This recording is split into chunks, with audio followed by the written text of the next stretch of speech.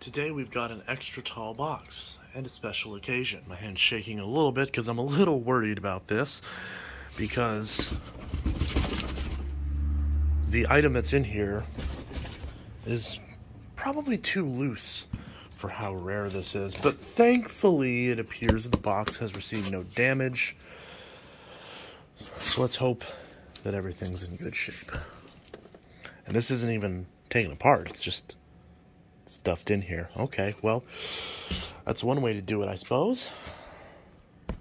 Not quite happy with the packaging. In all honesty, I kind of expected this to be packaged a little bit better. But, nevertheless... Oh, is this not a carrying handle? Or is it down here? I've never... Okay, so I don't know if I want to pick it up by the main handle, but... it looks like that's the way we're supposed to do it. I kind of understand why they sent it fully assembled, though, because this machine's handle is prone to breaking during disassembly. And you don't exactly want to break one of these. Again, trying to pull this out.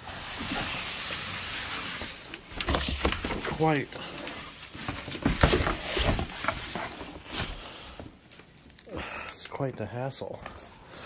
I mean, that was a pretty easy unpackaging job, though, to be fair.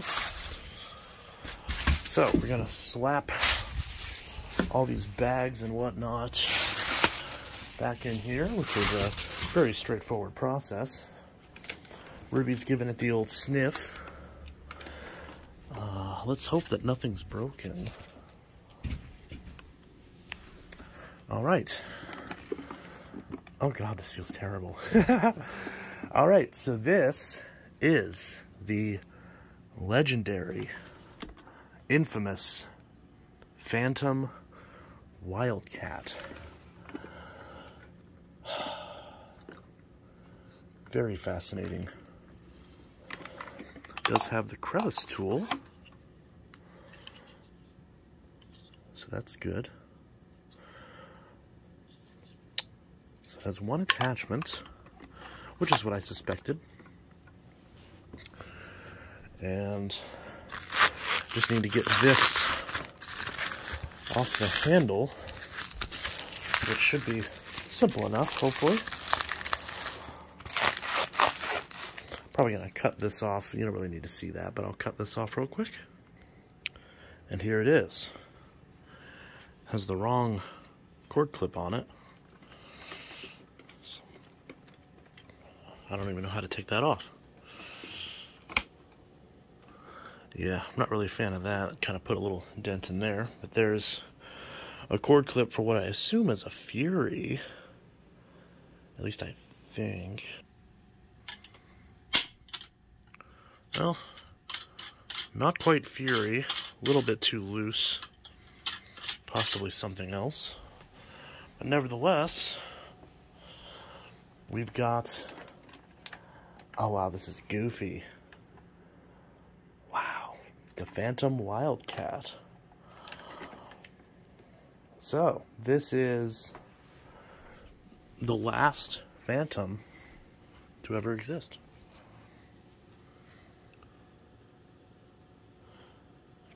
Model number WC2000, serial number 118075, style TMC1. This was manufactured the 23rd week of 2001, and it's a 6 amp motor, the lowest that I've ever seen on a Fantom. This was made in Canada as well. So yeah, quite a fascinating machine.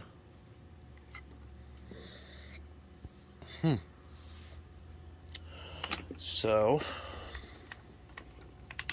I'm not sure if this... Oh, is this a carrying handle? Maybe this is a carrying handle. That feels kind of cheap, though. So, for those unfamiliar, as I somewhat alluded to just now, the Fantom Wildcat is the last Fantom to ever be released by Fantom Technologies, formerly known as Iona Appliances. This particular machine is very rare and very uncommon, reason being that they only sold these for a few months.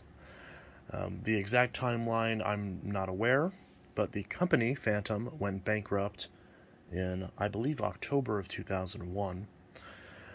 And this machine was released in, I want to say, like, August of 2001? I'd probably have to look at that date code and do the math on that. But, yeah, so this machine was only on the market for a very short period of time. And this, if you notice, it has a completely different dust cup setup, and the logo features a single cyclone. The reason being is that this machine is effectively a single cyclonic design. It is not the dual cyclonic designs that Fantom was known for. Reason being is that Dyson rescinded their patents, their patent access from Fantom Technologies after a disagreement over some sort of way that Fantom was handling their business. There's some speculation that it's because of Fantom using HEPA filters in their machines, but I'm not really sure how much I buy that as an explanation, because Dyson was also using HEPA filters in their Absolute series of machines in the UK.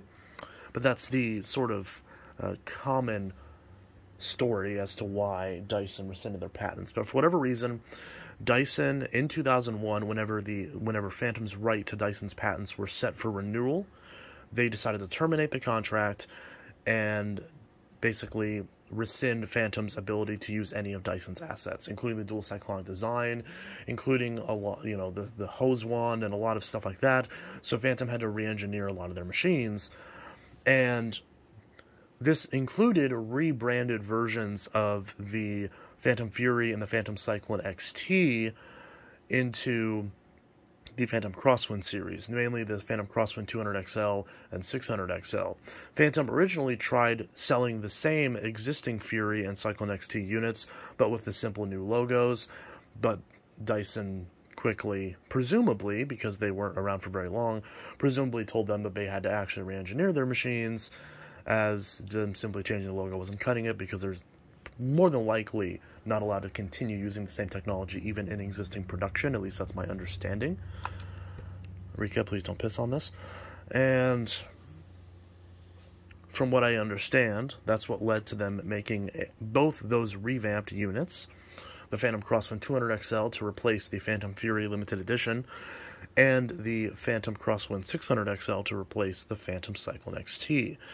With that also came the discontinuation of the Fantom Thunder, which already was on its way out anyways, and especially the discontinuation of the Fantom Lightning, which was Fantom's very popular canister, which famously used Dyson's design for the DC-02. But instead, Fantom decided to start from scratch and create a new machine that they had designed from the ground up. Now, Fantom obviously designed the previous machines, but because they used so much existing Dyson technology, they had to start from scratch and start something fresh. And this is the only example of a machine like that, the Fantom Wildcat.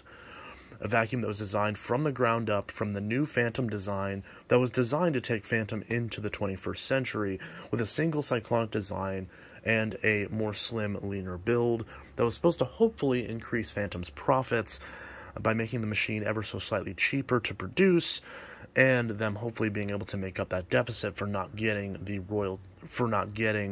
the added sales from the patents. Well, actually, I just realized, now that I said that doesn't really make a lot of sense. Whatever the reason, Fantom re-engineered this, presumably to save money on production, because they likely were bleeding money at this point anyways. That's probably the more likely scenario.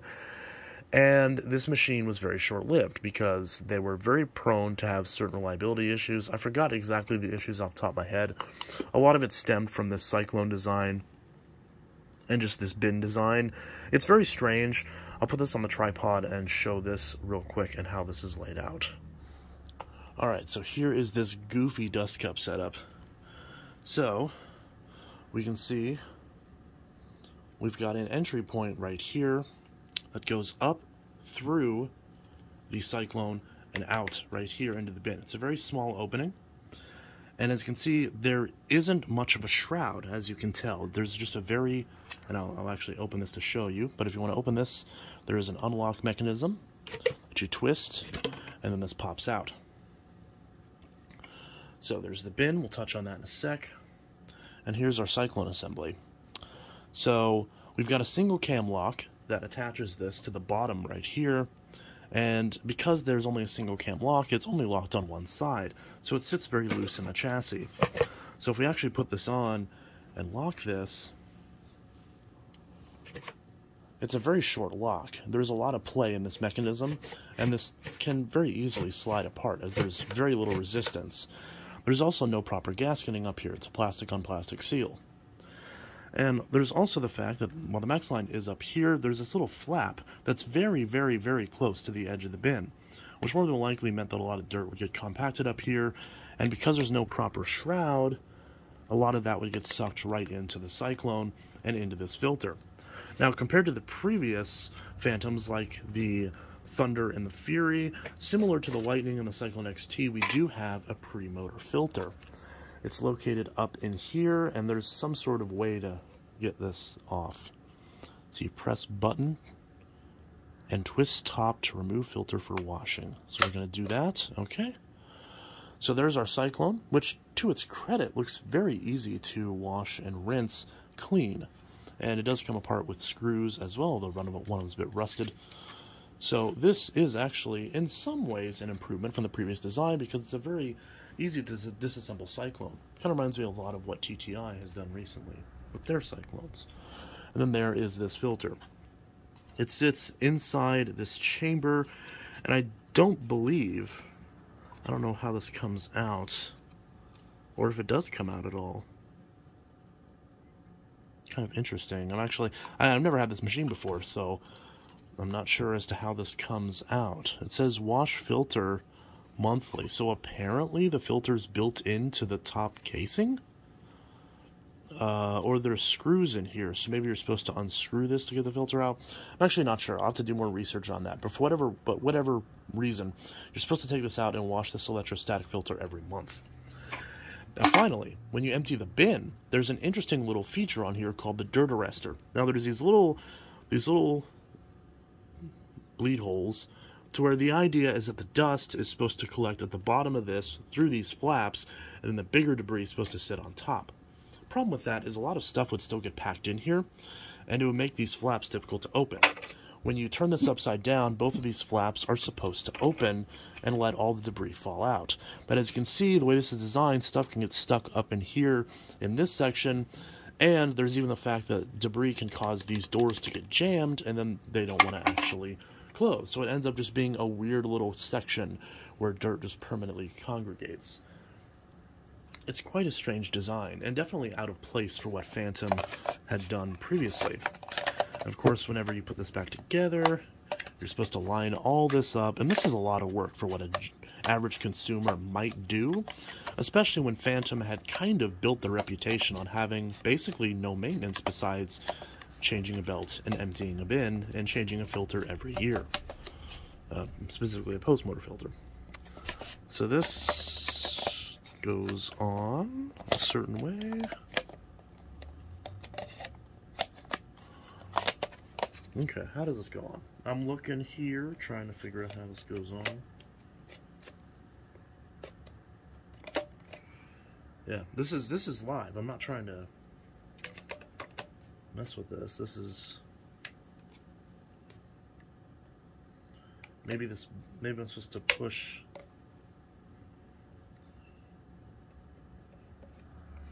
this button.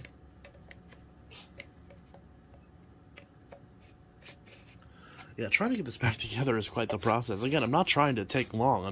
I figured this would be a quick thing, and I wouldn't even have to pause the video, but okay, there we go. I got it. So, yeah, you line that up there, and then it's supposed to just click into place.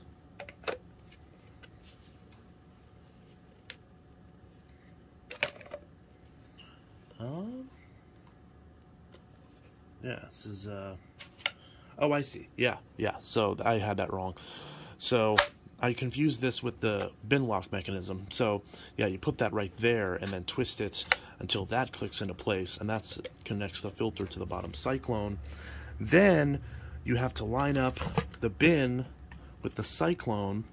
So there's a little arrow on the bin and then an arrow on the Cyclone pack. So you're going to line those two up and twist it until it locks into place.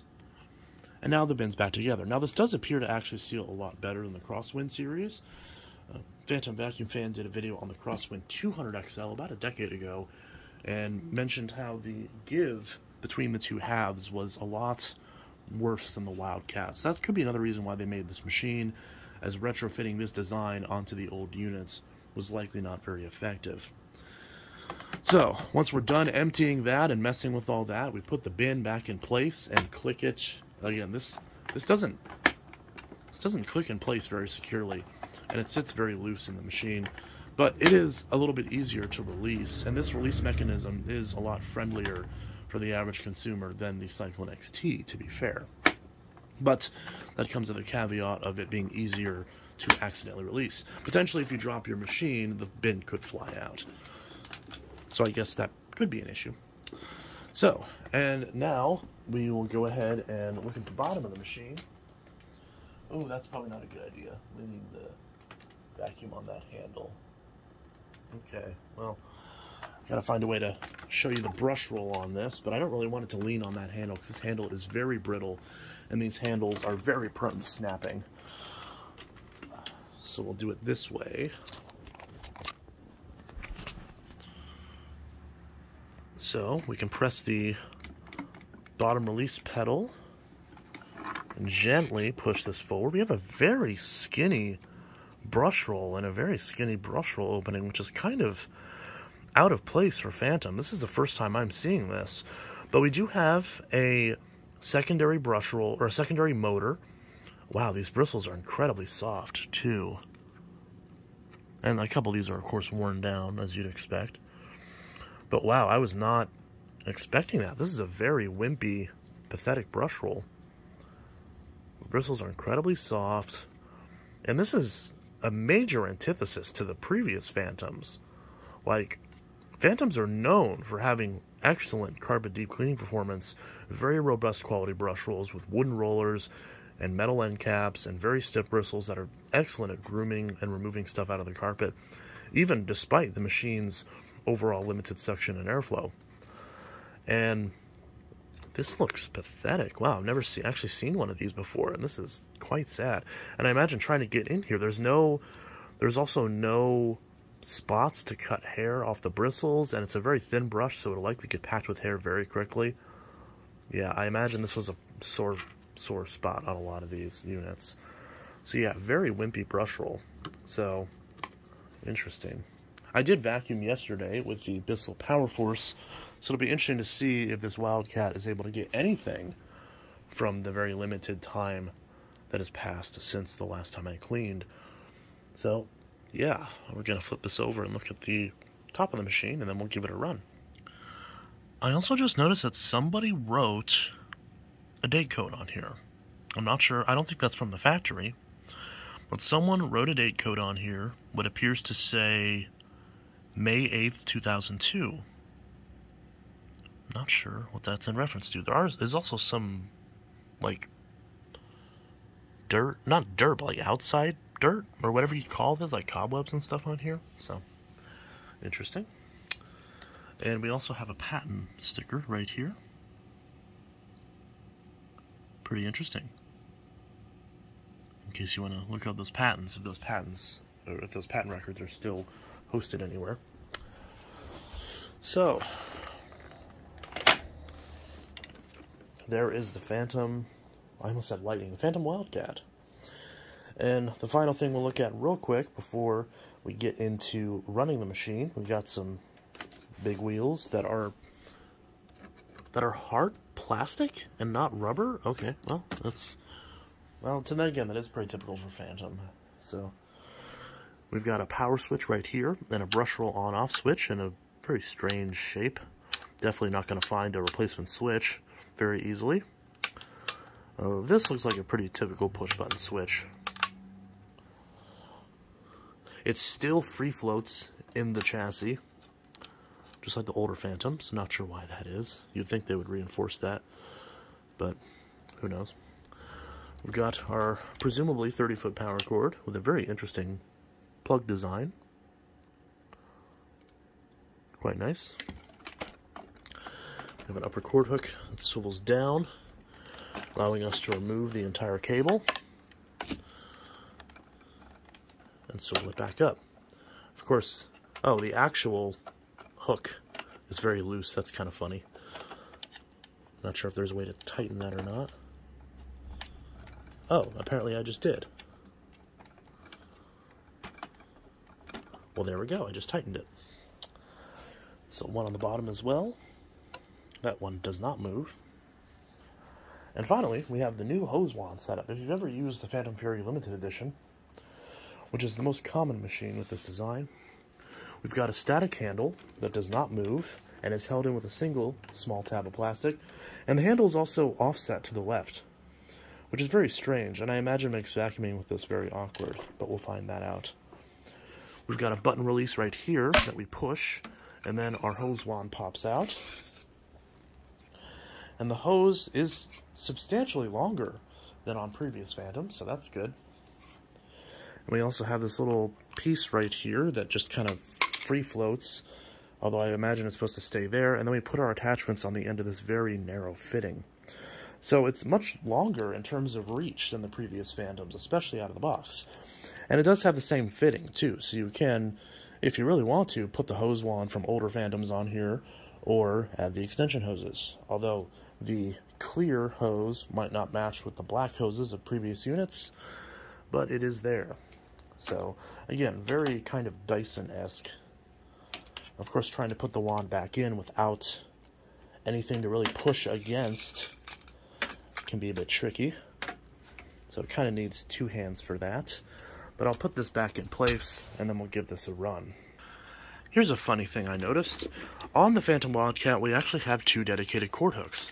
But on the previous machines, specifically the Fantom Fury Limited Edition and the Fantom Crosswind, we actually had, well, specifically the 200XL Crosswind, we actually had a cord hook that was built into the hose cuff. And that is still present here, believe it or not. So they recycled the exact same mechanism from the Fury Limited Edition, which, honestly, that's kind of cool, because it means that if you do break your cord hook, which is prone to happening on these, you can still wind the cord around the backup cord hook that's built into the hose. Which, you know, it would look a little bit awkward, but you definitely could do it. So if you broke your lower cord hook, then you could wrap it around these two like so. Kind of interesting. And honestly, I kind of wish that feature would be available on newer machines. Yes, it's extra manufacturing costs, but hey, it means that you have another backup solution should a problem point on the machine fail. Although I'm sure that money and engineering could also be put in just reinforcing this hook so it doesn't break in the first place. But hey, you can't win them all. Alright, now let's give this a run. The cord on this is very Dyson-esque. It's the same gray color, very similar texture, even has a reversed plug. So that's kind of interesting. No height adjustment on this compared to previous units, just a standard self-adjusting cleaner head. Again, very Dyson-esque. So, kind of funny how they try to get away from Dyson's patents, yet this feels more Dyson-like than any other Fantom, really. At least in terms of color scheme and some accents. So now the question is, how well does it run?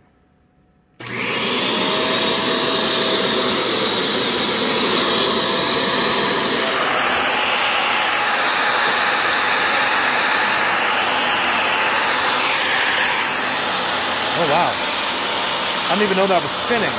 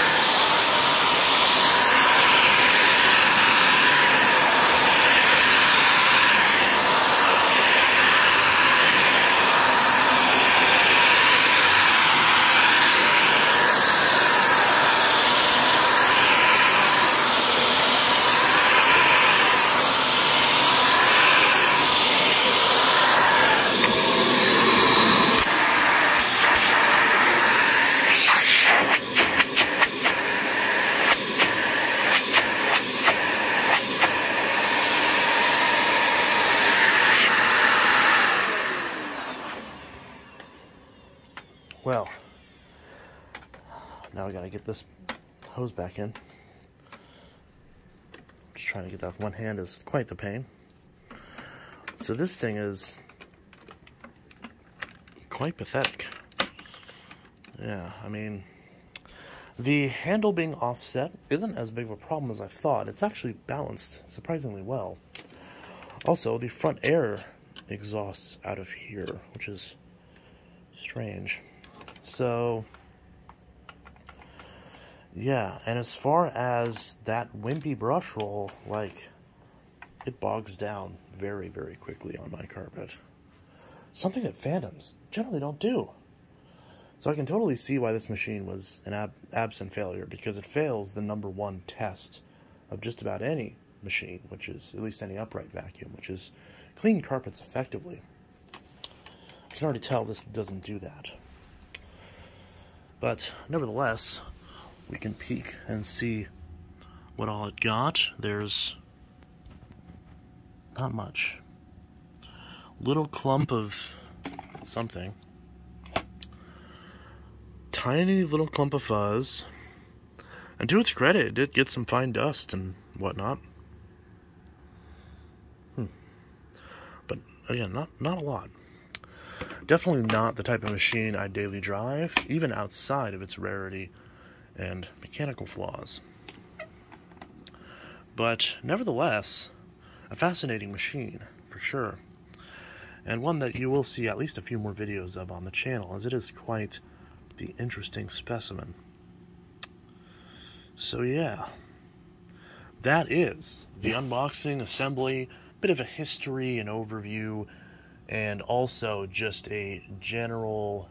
Oh, there's some buttons up here as well. I'm not sure what that does. What do these do? This has some lines, this has a filter thing, and this has a thumb? Okay. Might have to find a PDF of the owner's manual to figure that out. But anyways, which right then and there is a fail. So yeah, a failed machine that unfortunately killed one of my favorite vacuum companies. In fact, my favorite vacuum company. So, very sad indeed. But this machine is still very fascinating from a historical perspective. Let me know your thoughts on this machine in the comments below. It's definitely quite interesting. So yeah, Fantom Wildcat unboxing, I would say assembly, but it was already assembled. So again, packaging, wish there was a lot more bubble wrap and a lot more packaging. I understand it being fully assembled given the handle thing, but there should have been more packaging, frankly. But it did arrive safe, so no harm, no foul. And yeah. Hi, Rika. How do you like the Wildcat? I mean, after all, you are a Wildcat. No. Okay, so that's the Fantom Wildcat. More videos on this will come soon. There will be a full review on this at some point down the road.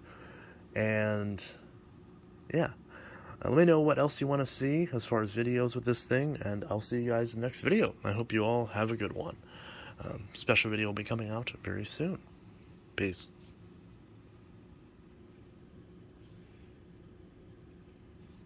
Cat. Cat.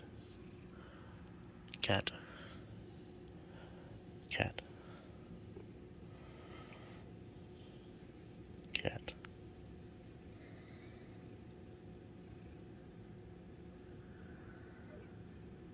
Cat. Cat. Cat.